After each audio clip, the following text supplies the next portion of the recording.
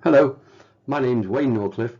I'm a Fellow of the Royal Institution of Chartered Surveyors and a Fellow of the Association of Building Engineers, and I'm an RICS registered valuer with many years experience. I've worked in the building and construction industry since leaving school at age 15 and now run a successful surveying business on the south coast of England. I've worked in local government, undertaking high value valuations and various property work, HSBC Bank, London Scottish Bank, and managed the £1 billion property portfolio for national car parks following the last recession in 2008. I have many years experience of property, both negotiating large deals and small deals. In this course, we're going to consider how to negotiate a property purchase once you have the information from your property survey in possession. We'll look at various aspects of how to do this. We'll begin by talking about pre-negotiation research. We'll follow on to pre-negotiation planning. Planning and research is important before you enter the negotiations, and we'll explain why. We'll talk about sacrificial lambs, i.e. things that you're prepared to drop and what your red lines may be. Red lines are the things that you definitely will not move on, and therefore if the negotiation doesn't go your way, you're willing to walk away from the purchase based upon those. We'll talk about known defects and how that can impact your tactics for negotiation, and then we'll look at actual negotiations, and I'll give you a method that I've discussed with many clients over the years who have saved literally tens of thousands of pounds. The best one I had, the client told me they saved £80,000 as a result of using this method, and other clients have said similar or various numbers between zero and the £80,000. £80,000 being the best achieved, £50,000 being the next. So we can talk about how to negotiate, and the method I'll outline has been used by my clients to a success. We'll talk about the difference between subject to contract and without prejudice and when to use them, albeit you should always obtain the advice of a lawyer before making any offers and ensure that those offers are not going to bind you unless you want to be bound by them. And then we'll close the course with a quick summary of everything we've done. Now, in this course, it's intended to be short and sweet and give you the information you need in a brief fashion.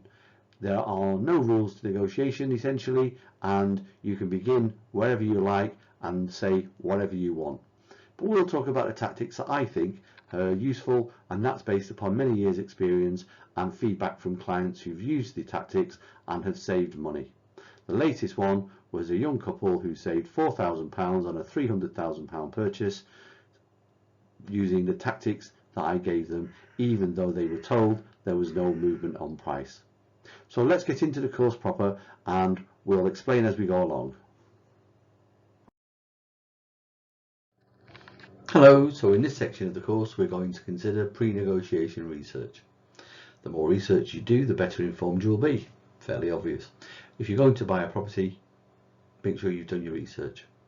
Now, this includes research before you go into a negotiation. So where we're at this stage, you've had a survey of a property you're thinking of buying, and now you're thinking of going back to the vendor to renegotiate the purchase price based upon what the surveyor has found.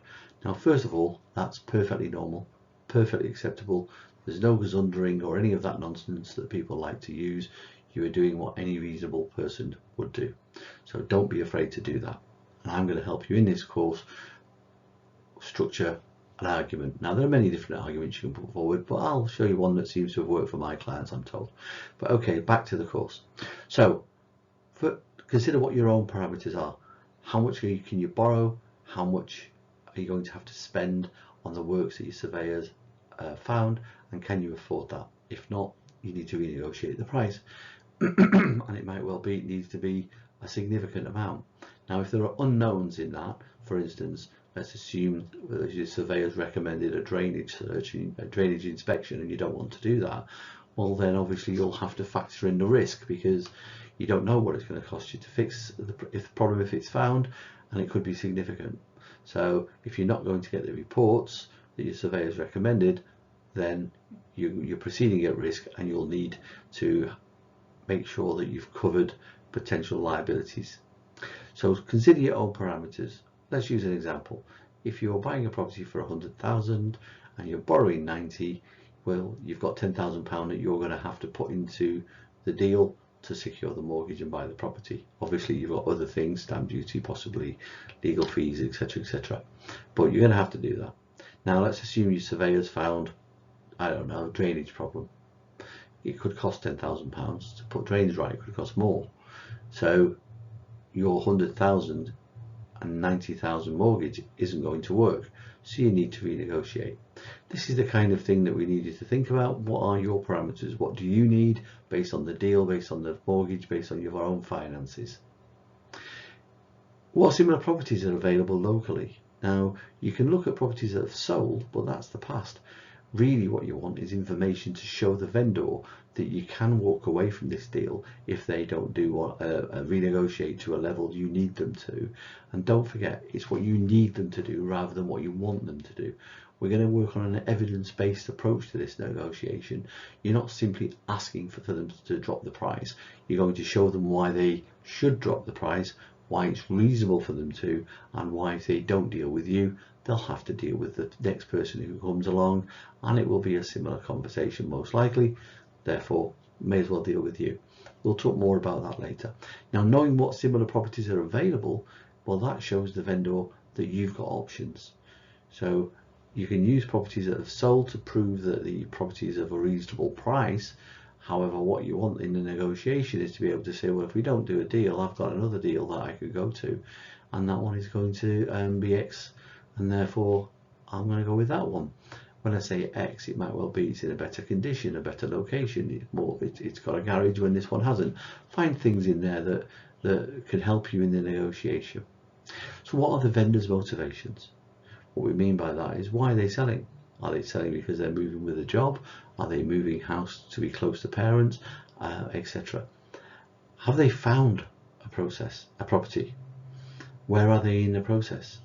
Are they involved in a chain, for instance, and it's a long chain, therefore the risks of the chain collapsing are higher?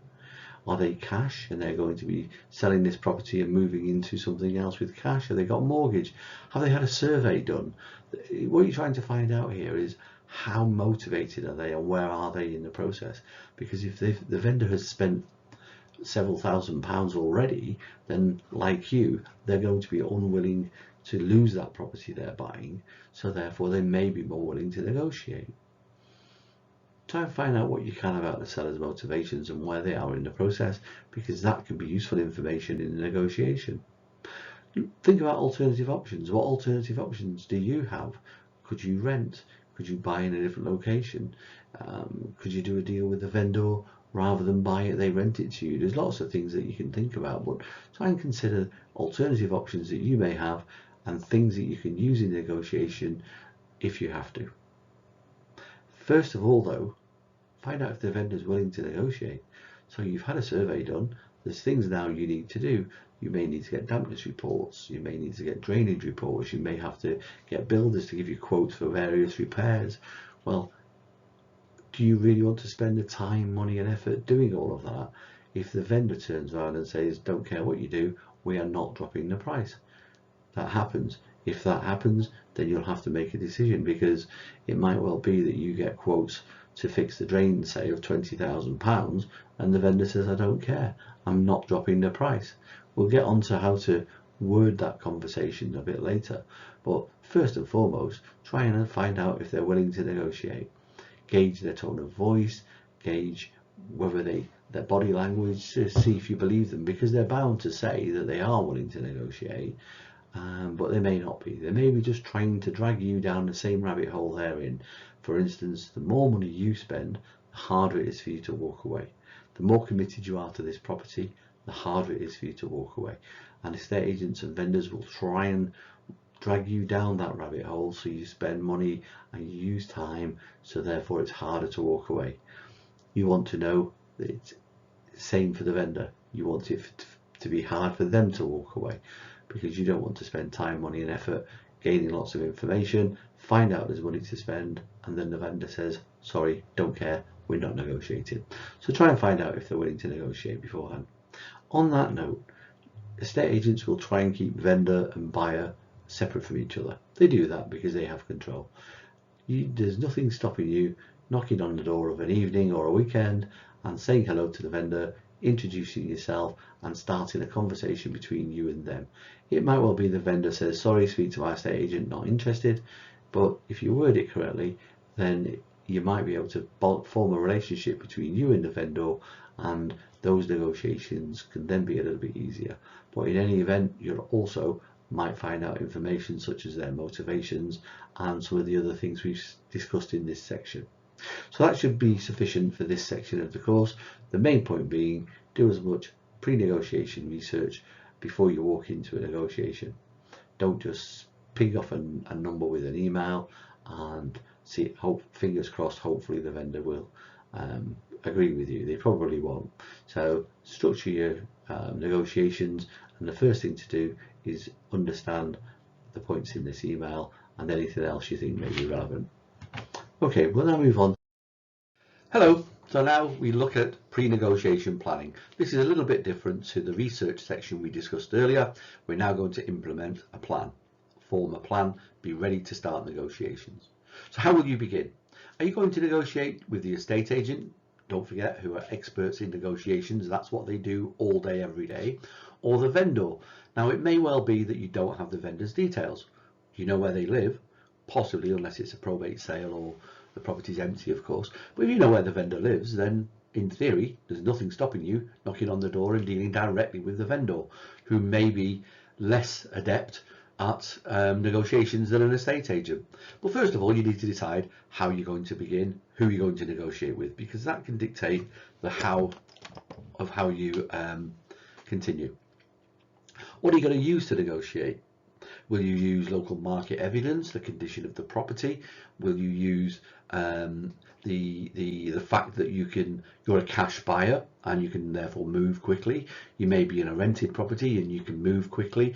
Think of the things that you can use to give you an advantage over other buyers, okay? And then you can use that information to help your negotiations. If you're going to use the condition of the property, we need to think about the things that you can use without the vendor using it against you, so to speak. I call those sacrificial lambs, and we'll talk about that in the next elements of the course. So then you're going to, once you now know who you're going to negotiate with, you know what you're going to use to negotiate, you now need to think about how you're going to do so. Will you communicate by phone, by email? Are you going to go around and visit the vendor, as I said, and do it face to face? Are you going to sit with the estate agent and do it face to face? Think about how you're going to do it and how you're going to deal with the comments that you may find that occur during that negotiation. So go through a role-playing exercise, maybe if you've got a husband and wife or whatever, and sit down and think it through. Talk about the question. So put the questions into words. So for instance, I know we offered you £100,000, but now we've got the survey report and we find there's a £10,000 worked. Obviously we didn't know about that, so we need to adjust our offer accordingly. Now that's one sentence that you might want to use, and I'll give you some more later. Think about how you're going to deal with rejection. So what happens if the vendor or the estate agent says, I'm sorry, no, that's the price, buy it or not? Are you going to go, okay, fine, walk away? Are you going to continue and try and find other angles? Are you going to try and appeal to their reasonableness? The point I'm making is, don't wait for rejection, be ready for rejection, and then you can work out your plans around that. Consider what your red lines are. What won't you accept? So for instance, if you are saying this, again using the example, you're borrowing 100,000, you're purchasing the property for 100,000, borrowing 90, you've got £10,000 in the bank for deposit, you don't have money to spend on fixing a drain, say. Well, that's a red line because you haven't got the money. So therefore, if they're not going to negotiate based on that, then you can't buy the property. So think of your red lines, things that would stop you buying the property if they are crossed. Okay, and then how you'll deal with that. Will you walk away? Will you try and get more borrowing from your bank? Will you be able to put money on a credit card or borrow from family, whatever? But think about those aspects in advance of going into the negotiation, because being ready is the key. Muhammad Ali used to call it future histories. What he meant by that was he would sit and think through the plan of the fight before the fight happened. So if George Foreman was to hit him with a right hook, he would duck, dive, come in with a left and jab him in the ribs, whatever it might be. He would think it through, so he was ready for the situation when it happened, and it wasn't a surprise. Negotiations are no different. You need to think about it, you need to have a plan, and what I've told you here can help. Good luck. We'll now move on to the next section. Hello. So in the last section we looked at negotiation planning, and now we're going to implement your plan, and we're going to use the research you've done to begin the negotiations. So as part of this, you need to think about what you're going to use to negotiate and the levers you intend to pull. In a nutshell, you're trying to get the price down, the price from you originally offered. Now, bearing in mind, when you offered the price you offered, you did so without knowing the condition of the property. I say that because you hadn't had a survey. So yes, there will be certain things you saw as you went around the property on your viewings, but you didn't have a survey. And hopefully your surveyor has found things that you can use as negotiation levers to pull. What are sacrificial lambs? Sacrificial lambs are those things that I've just mentioned, things you saw when you walked around the property. Now, what I mean by this, essentially in a negotiation, it's give and take. For you to get something from the other party, your counterpart, we call it in negotiations, it's always good to try and give them something. Okay, it's good to keep the moral high ground in negotiations, I believe, not to try and lie, not to make things up, not to do things underhand. Be open, honest and transparent. Tell them what you want to negotiate about. You've done your planning, you've done your research, so therefore you know why you want to negotiate on that particular element. You've thought it through, you know how to deal with rejection because you've thought through the rejection arguments, and you have answers if they're going to reject your levers. Okay, so that's where we're at now. What we're going to give away are the sacrificial lambs. So for instance, on your viewing you will have seen things, I'm sure. So let's say for instance you saw that the windows were misted, double glazing's failed, or whatever it might be. It could be that the roof is an old roof, it could be that the garage is dilapidated, it can be anything at all. Essentially, remember, there are no rules in negotiations. You can do whatever you choose to do as long as it's legal. Okay, you can do illegal things if you wish. I wouldn't recommend it, but you can, but you'll face the consequences. I believe, however, be honest, open and keep the moral high ground, as I said earlier. So there's no need to do things underhand or illegal. You've got enough evidence in your report. So a sacrificial lamb. So you've seen the windows, the garage, the roof, whatever it might be, and you knew when you put that offer in that you were going to have to accept that particular element. Now what I mean by that, so examples of use. So let's use a live example. Okay, so you've seen that the windows are misted and the glazing is defective. Okay, so you knew that. You knew there were old windows when you were walking around, and you still put your offer in. It would be disingenuous now of you to say to the vendor, I want a price reduction based on the fact the windows are shot, because you knew that before you put your offer in. And that's an easy counter, that's an easy rejection from the vendor, the estate agent, because they can say, I'm sorry, but the offer you put in was on the basis that that was visible and you could see that. So therefore you don't really want to use things that are obvious to the vendor, things that are obvious that you were told about. So the vendor might have said, yes, we had a problem with the drains, but we factored that into the price.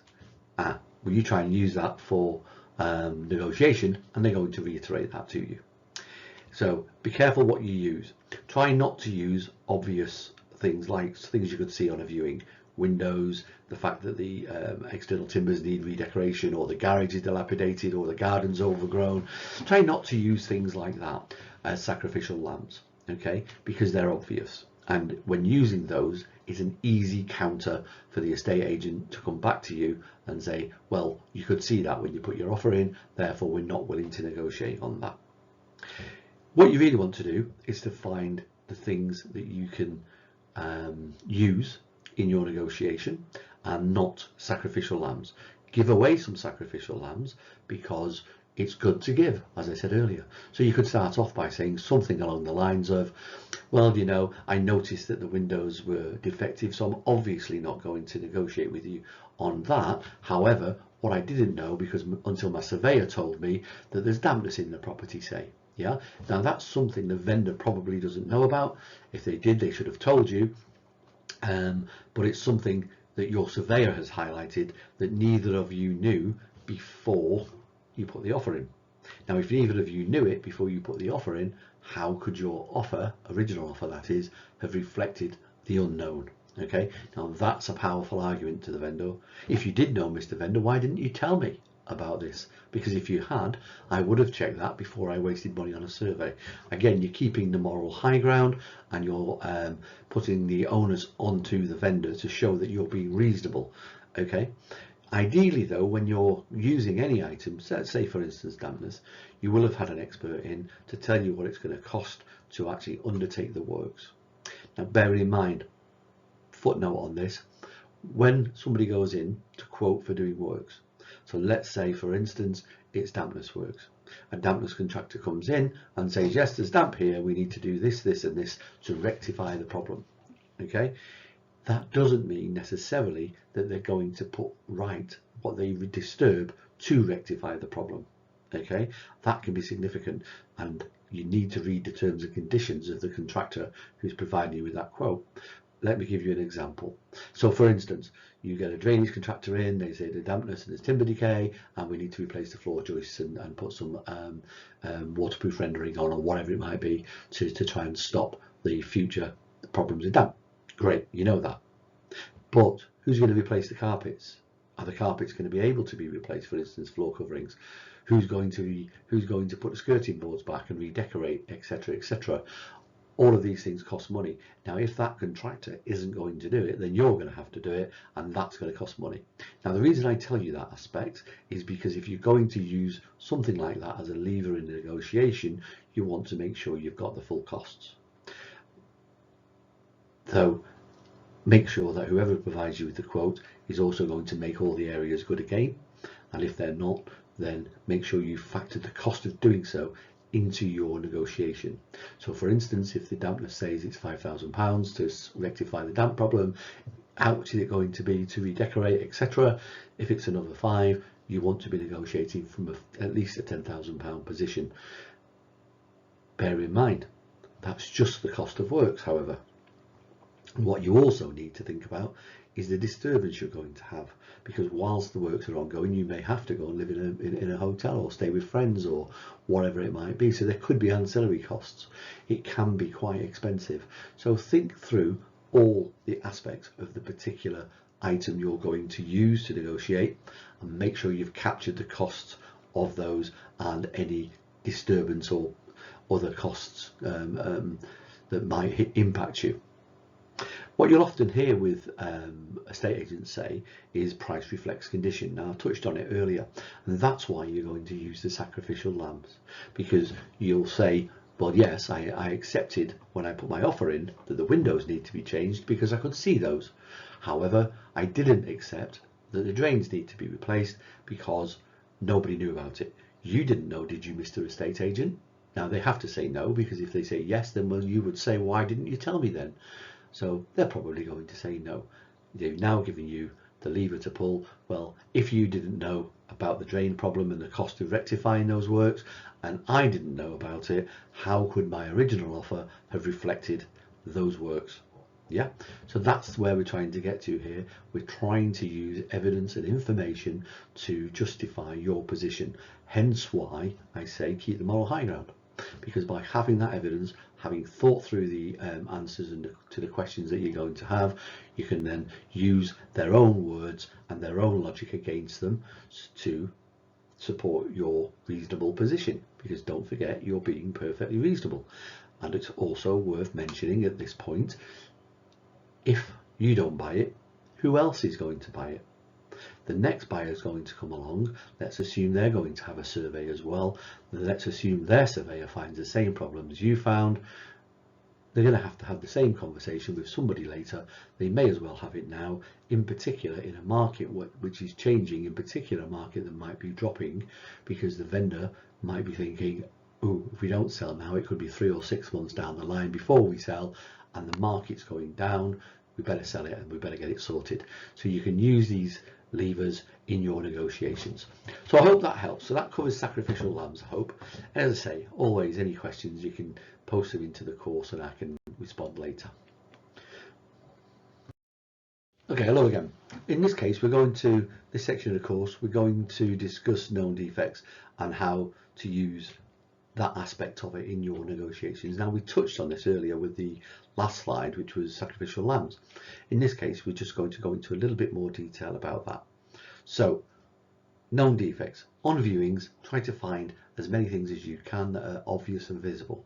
What you're doing is looking for things that you need to know about anyway, because if you found something, say a large crack or an extension's been built or whatever on the viewing, then you may not bother with the survey. So what's the point in spending money on a survey report when you know things already that's going to stop you buying the property? There's no point, you'd walk away.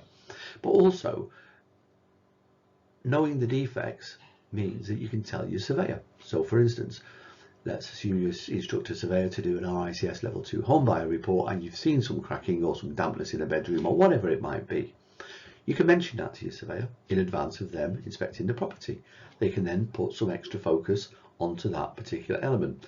Some clients seem to think it's a them and us situation, i.e. let's try and catch out this surveyor and see if he spots it. That's not a good tactic. It's a team effort. The surveyor is working for you. He's part or she is part of your team. It's a collaboration. If you know something, tell your surveyor. Your surveyor can then decide how that fits into their survey and can then put some extra focus on it. So gather as much information as you can from the vendor, from viewings, and also ensure that the vendor and estate agent are informed about the things you know about. You can do that, as we said earlier, about sacrificial lambs. You can also ask them what they know about the property. It's a fair question. Ask it in writing, preferably to the estate agents, and say to them, are you aware of any known defects?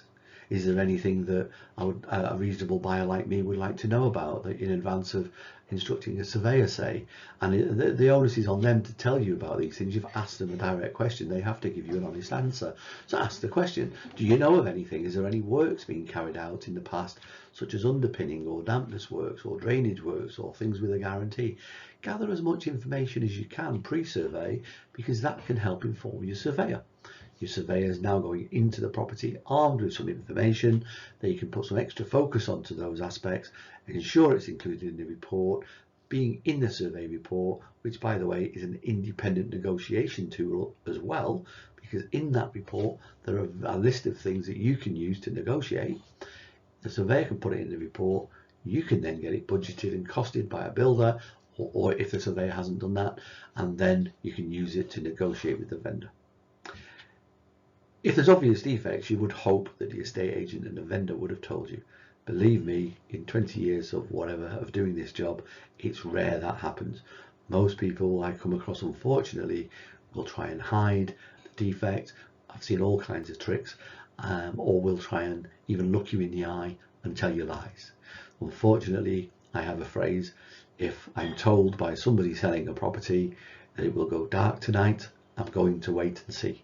Simple. Because we live in a world where trust and integrity are in short supply, it seems, and in particular, moving house is probably the most stressful and financially risky endeavour most of us will do. It's a life-changing event, and it could well be that not selling the house means an awful lot to the vendor. For instance, let's assume they've got a 3-bedroom house and they need a 4th bedroom because they've got a child coming on the way. They need that desperately, or they need to move for a job. Then they are desperate to sell the house, and it may well be they will take desperate measures, even lie and cheat and whatever, to make sure the property sells. Okay, your job as a buyer is to try and navigate your way through that and find out the bits that you need to know. That's why you're keeping the moral high ground. You're keeping the moral high ground so you don't play those games. You don't need to play those games, because you're going to be the one who is going to go there with evidence about the property, about the situation, about what's required, what you need, what you want. You're spending a lot of money too. it's a stressful and complicated time for you. It's a life-changing time for you as a buyer. You need to get it right. You need to make sure it suits your requirements. So go put in as much information as you can. Ask the questions. Do you know of any defects, Mr. Vendor? Do you know of any defects, Mr. Estate Agent, Mrs. Estate Agent? And get that information up front. Pass that to your surveyor so that when the survey happens, the surveyor and you are singing on the same page. We'll move on to the next section. Okay, so now we're on to negotiations proper. You've done your research, you've done your planning, you've got your information and your evidence, you've got your builder's quotes or whatever, so you know what the works will cost, you know which sacrificial lambs you're going to use, you know which known defects you're going to, how you're going to discuss known defects. So now you're ready to open negotiations. Okay, so there's many ways you can do this, as I've said before. However, this is a way I say to clients, and up to now I've had many clients come back to me and tell me they've managed to save money even when they didn't think they would, i.e. when the estate agent and vendor said there is no negotiations, this is the price, pay it or don't. They've gone back, used this tactic and still saved money. So to me that's evidence it works, but obviously every negotiation is different and it depends on your situation. There are no rules, as we said before. So how are you going to open the negotiations? Well, first and foremost, you've sowed the seed that negotiations may happen. You did that when you said to the vendor, we've had a survey report, they found some problems, we're going to have to get quotes, and that might mean a renegotiation of the price. They agreed to do that earlier. If you remember, we spoke about that in an earlier slide. If they haven't, then it might be a surprise to them. Hence why I said at the start, make sure the vendor's willing to negotiate once you're ready to do so. If they said back then that they weren't willing to negotiate, you probably wouldn't have got here now, and you may have even moved on to a different property. Okay, so how are you going to open negotiations? So one of the first ways to put it might be like this. So hello, Mr. Vendor, Mr. Estate Agent, Mrs. Estate Agent. As you know, we've had a survey carried out on the property and we've got some quotations from our builders, so we know what it's going to cost us.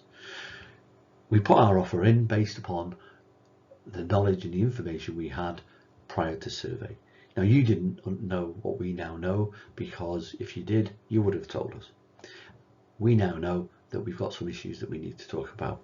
Now, we're not going to try and negotiate about things that were obvious, as we said, sacrificial lambs.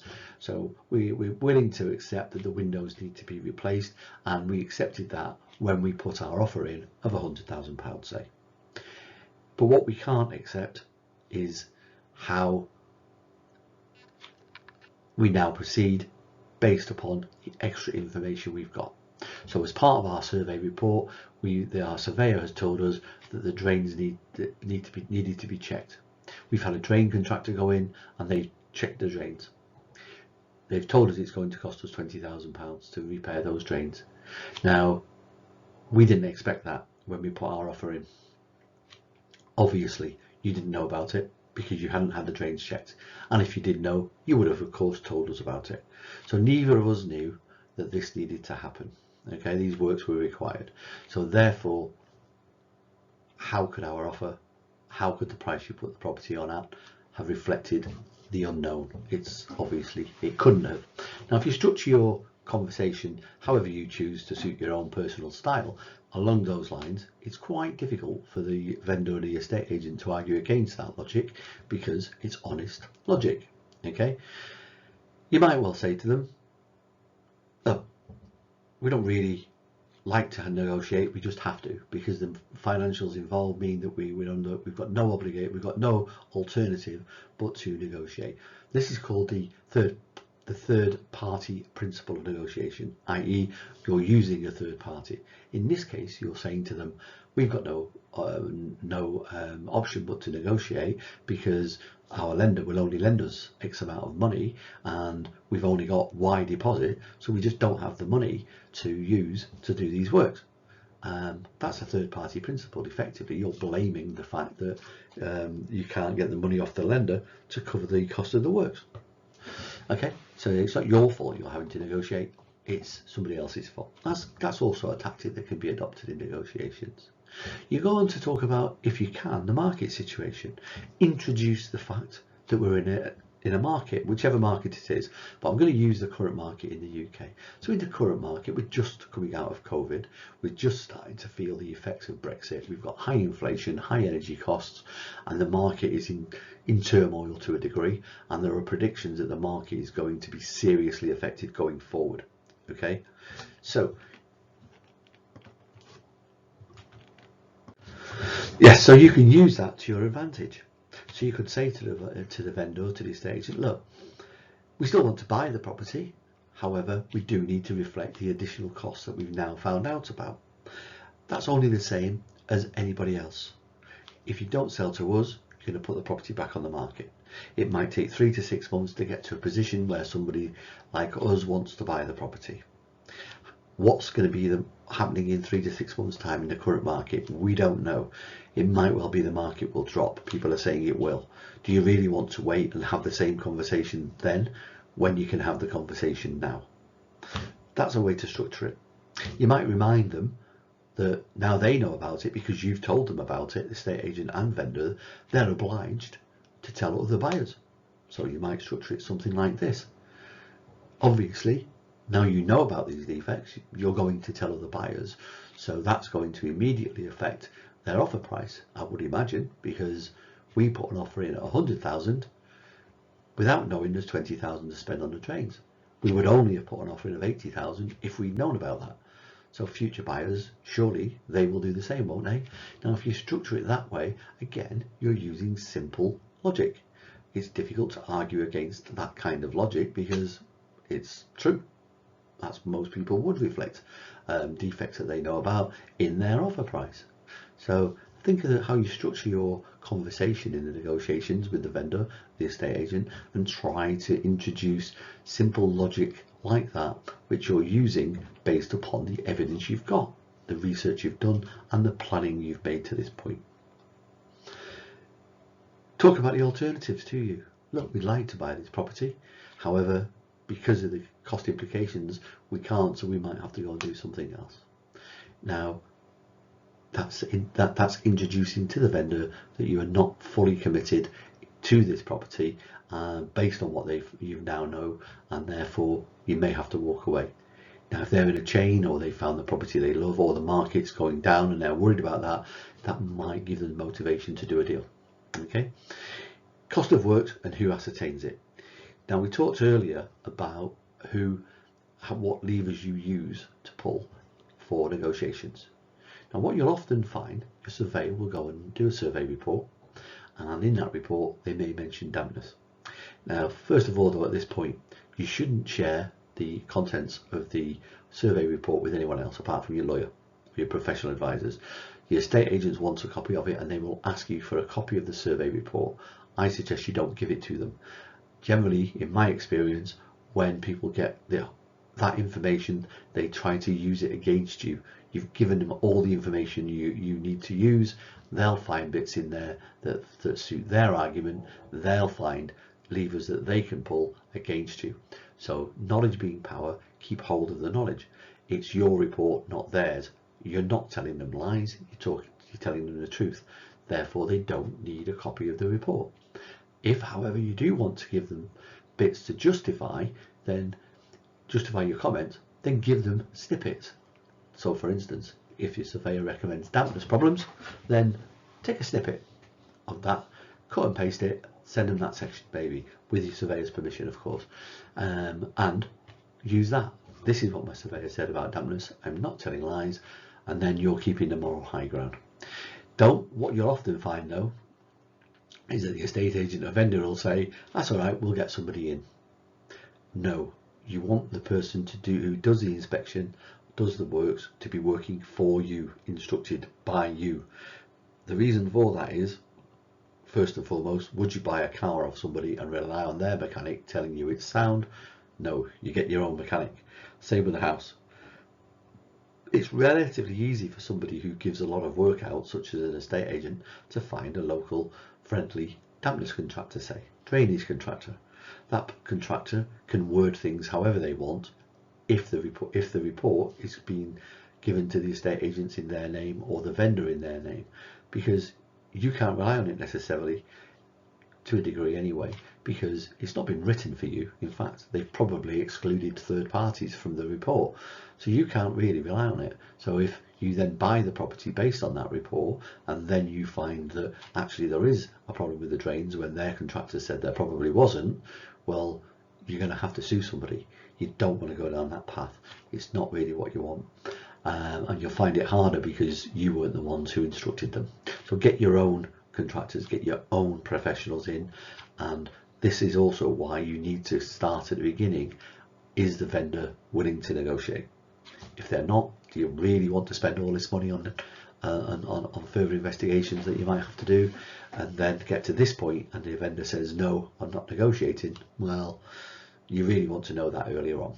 Okay, but the key point take away from this is you need to get reports in your name so that they are you can rely on them. And by the way, if they undertake the works, it will be you who has the benefit of the guarantee, won't it? Because your report, your contractor. So if you get dampness contractor in, they say it's going to cost £10,000 to do the works.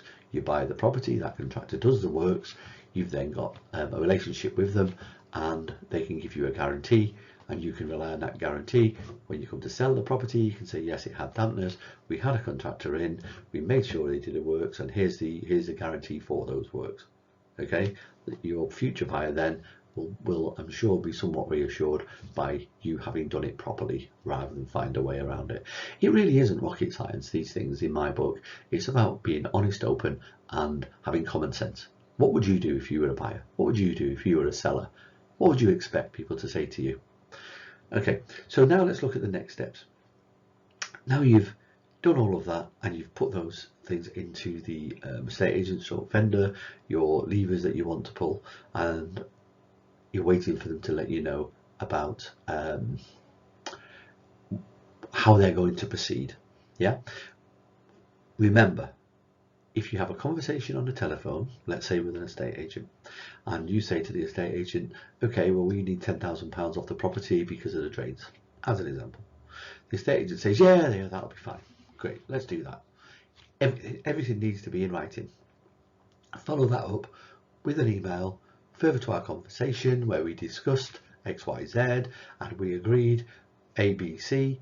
Just to confirm, we've agreed a new purchase price of Z.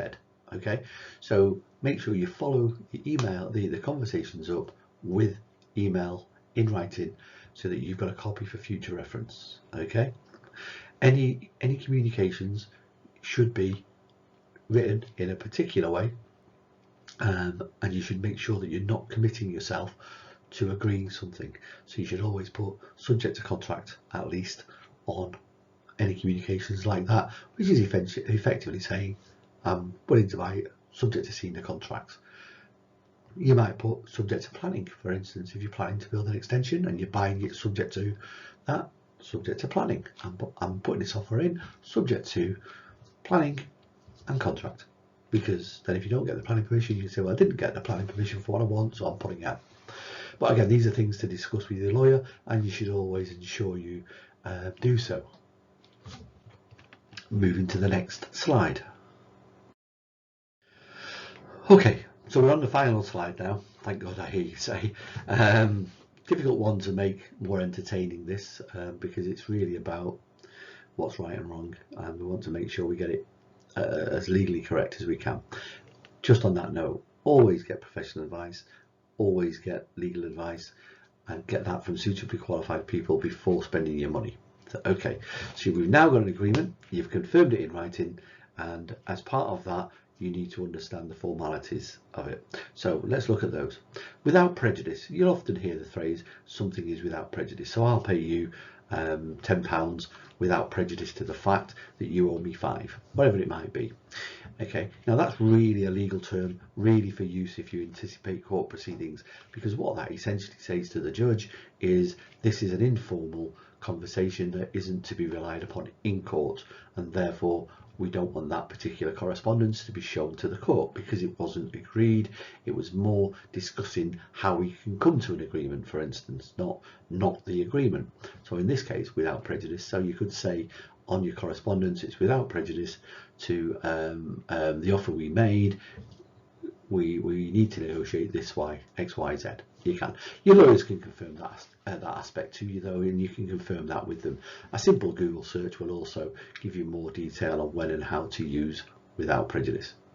Subject to contract follows on. So subject to contract is you've had your without prejudice discussions, you know essentially what you're going to now form an agreement on. It's called heads of terms to a degree, that's what we call it in the surveying world, so in the legal world. So you've kind of got the heads of terms, i.e. I'm going to buy X property for Y price based upon Z condition, etc, etc, etc, and that's so that now you know the general terms of the contract that you're going to be signing. So therefore any offer you now make is subject to contract. You're making the offer subject to contract. So I'm willing to pay you £90,000 subject to contract. I look forward to finding out the contract terms, something along those lines. Keep it simple, but your lawyers again should advise you on all these kind of offers.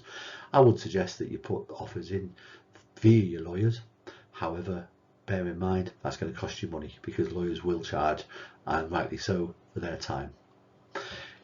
Consider the formalities. How are we going to progress this? So for instance, let's assume that you've agreed that some works are going to be done by your contractors. Is that going to be before exchange of contracts?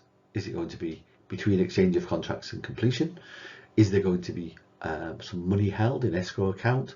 On that note, in the UK we don't have escrow. It's not a legal term that we use, I understand. So therefore, I understand that from a barrister.